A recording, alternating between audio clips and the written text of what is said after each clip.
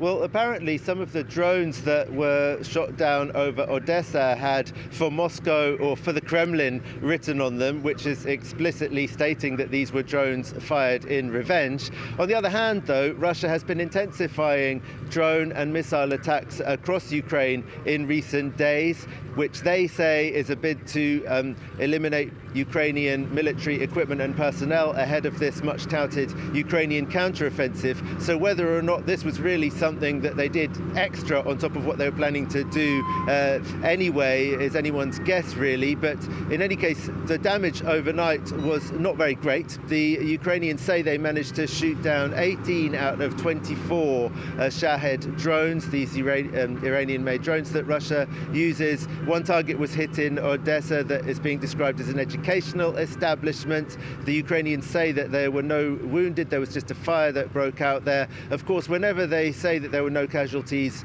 it may be that there were military casualties, because the Ukrainians don't report their military casualties. And so there may have been also some hits elsewhere in the country, but no civilian casualties to report this morning in any case.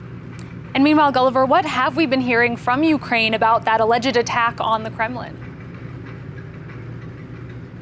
Well, the President, Volodymyr Zelensky, categorically denies that Ukraine was behind it. He said, "We do not attack Moscow, we do not attack Putin. We'll leave that to the International Tribunal." Ukraine, of course, wants Vladimir Putin to go on trial for war crimes. Ukrainians, I think, in terms of public opinion, are quite divided about what theory is the most likely about this. They certainly don't think that this was Ukraine trying to assassinate Vladimir Putin. Some think that it may have been a Ukrainian bid to just show up the Russians for how weak their air defences over the Kremlin are. Others are saying that this is ridiculous. They would never let drones fly that close to the Kremlin unless they deliberately wanted to get this picture that has now gone around the world and use it as an excuse for some kind of more intense attack on Ukraine. Other Ukrainians are saying, but why would they need to do that? They've clearly shown that they're prepared to attack Ukraine and Ukrainian civilians without needing any pretext. And also, we haven't seen any reaction from Moscow in terms of announcing full-scale mobilization or declaring an actual war instead of a special military operation, as they call it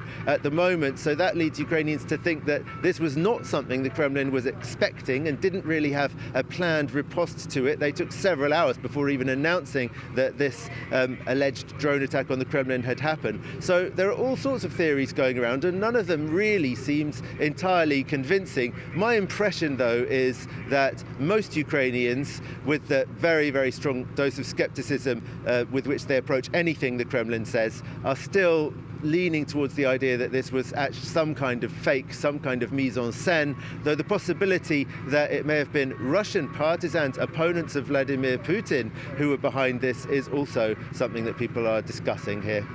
All right, hopefully we will get some clarity